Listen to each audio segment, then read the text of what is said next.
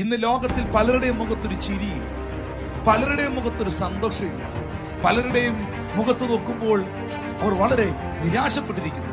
കാരണം എന്താണെന്നറിയാമോ? അവര് പ്രതീക്ഷിച്ചത് പലതും നടന്നില്ല. ബിസിനസ്സുകാർ പ്രതീക്ഷിച്ചത് പലതും നടന്നില്ല. മനുഷ്യൻ പ്രതീക്ഷിച്ചത് പലതും നടക്കുന്നില്ല. പ്രതീക്ഷിച്ചതുപോലെ കാര്യങ്ങൾ പോകാതെ വന്നപ്പോൾ അവർ നിരാശരായി. എന്നാൽ ഇങ്ങനെ ഞാൻ നിങ്ങളോട് പറയട്ടെ പ്രിയപ്പെട്ടവരെ, ഞാൻ നിങ്ങളോട് സംസാരിച്ചുകൊണ്ടിരിക്കുന്നത് മാനുഷിക കാത്തിരിപ്പുകളെ കുറിച്ചല്ല. ഞാൻ നിങ്ങളോട് സംസാരിച്ചുകൊണ്ടിരിക്കുന്നത് മാനുഷിക എക്സ്പെക്ടേഷനെ കുറിച്ചല്ല. ദൈവത്തിൽ പ്രതീക്ഷ അർപ്പിച്ചവർ, ദൈവത്തിലുള്ള പ്രത്യാശ അർപ്പിച്ചവർ, അവർ ഒരിക്കലും നിരാശരാകത്തില്ല. അവർക്കറിയാം അവരുടെ ദൈവം അത്ഭുതങ്ങളെ ചെയ്യുമെന്ന്.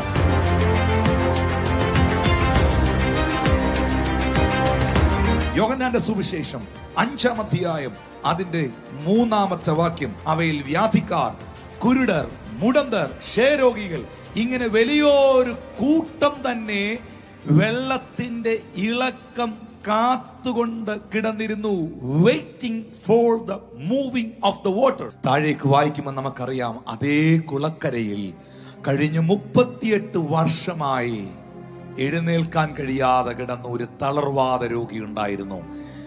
യേശു അവനെ കണ്ടു, അവനോട് സൗഖ്യമാകുവാൻ നിനക്ക് മനസ്സുണ്ടോ എന്ന് ചോദിച്ചു. അവൻ പറഞ്ഞു, യജമാനനെ, എന്നെ കുളത്തിൽ ഈ വെള്ളം കലങ്ങുമ്പോൾ ഈ കുളത്തിൽ ഇറക്കാൻ എനിക്കാരുമില്ല.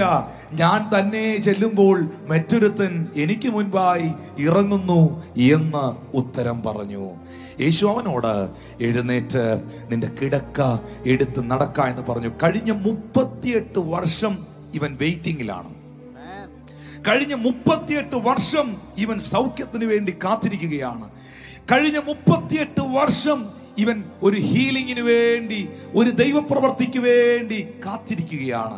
ഇവനേക്കാൾ മുൻപ് വന്നവർ, കാത്തിരിക്കാൻ തുടങ്ങിയവർ സൗഖ്യം പ്രാപിച്ചിട്ടുണ്ട്. ഇവന് ശേഷം വന്നവർ വിടുതൽ പ്രാപിച്ചിട്ടുണ്ട്. പക്ഷേ വർഷങ്ങളായി മാസങ്ങളായി കാത്തിരുന്ന ഈ മനുഷ്യനെ സഹായിപ്പാൻ ആരുമുണ്ടായിരുന്നില്ല എന്ന് ദൈവത്തിന്റെ വചനത്തിൽ പരിശുദ്ധാത്മാവ് രേഖപ്പെടുത്തിയപ്പോൾ നിങ്ങൾക്ക് അവിടെ കാണാൻ കഴിയുന്ന ഒരു കാഴ്ച, സാക്ഷാൽ ദൈവമായവൻ, I am the God of healing, healer. ഞാൻ നിന്നെ സൗഖ്യമാക്കുന്ന യഹോവ, ഞാൻ സൗഖ്യദായകൻ എന്ന് പ്രഖ്യാപിച്ചവൻ യാവേ റാഫ, സൗഖ്യദായകൻ തന്നെ ആ കുളക്കരയിലേക്ക് കടന്നു ചെല്ലുകയാണ്. ഇവന്റെ കൂടെയുള്ള കൂട്ടുകാരെ സുഖപ്പെടുത്തിയത് ദൈവദൂതന്മാരുടെ സാന്നിധ്യമാണ്. ഇവന്റെ കൂടെയുള്ള സുഹൃത്തുക്കൾ സൗഖ്യം പ്രാപിച്ചത് ദൂതന്മാരുടെ സാന്നിധ്യത്തിലും ദൂതന്മാർ കുളം കലക്കിയപ്പോഴുമാണ്. എന്നാൽ 30 വെയിറ്റിംഗിലാണ്. എന്താണ് അവൾ വെയിറ്റ് ചെയ്യുന്നത്? ഒരു സൗഖ്യത്തിന് വേണ്ടി. എന്നാൽ അവളുടെ കാതുകളിൽ അവൾ ഒരു ശ്രുതി കേൾക്കുകയാണ്.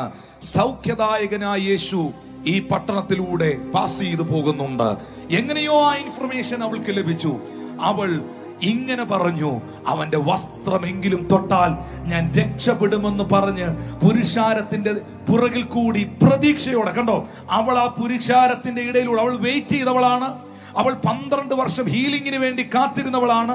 ഈ പുരുഷാരത്തിന്റെ ഇടയിലൂടെ നടന്നു നീങ്ങുന്ന, അല്ലെങ്കിൽ ഇഴഞ്ഞു നീങ്ങുന്ന ഈ സ്ത്രീയുടെ കണ്ണുകളിൽ നിങ്ങൾക്കൊരു പ്രതീക്ഷ കാണാൻ കഴിയും. അവളുടെ കണ്ണുകളിൽ നിങ്ങൾക്കൊരു പ്രതീക്ഷ കാണാൻ കഴിയും.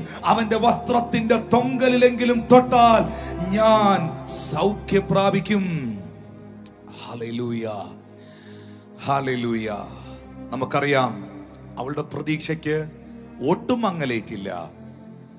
അവൾ എന്ത് കാത്തിരുന്നോ, അവൾ എന്ത് പ്രതീക്ഷിച്ചോ, 12 വർഷമായി അവൾ എന്ത് കാത്തിരുന്നോ, 12 വർഷമായി അവൾ എന്ത് പ്രതീക്ഷിച്ചോ, എക്സ്പെക്ടേഷൻസ് ബ്രിങ്സ് ദ മിറക്കിൾ.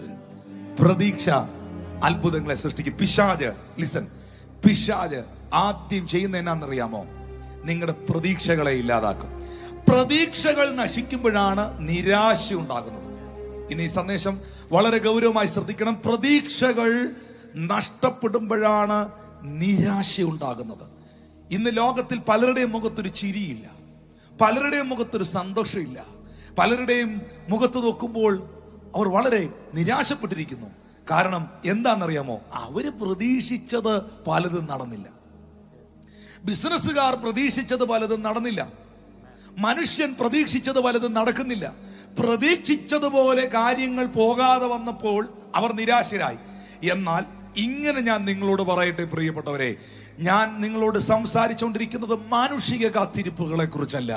ഞാൻ നിങ്ങളോട് സംസാരിച്ചുകൊണ്ടിരിക്കുന്നത് മാനുഷിക എക്സ്പെക്ടേഷനെ കുറിച്ചല്ല.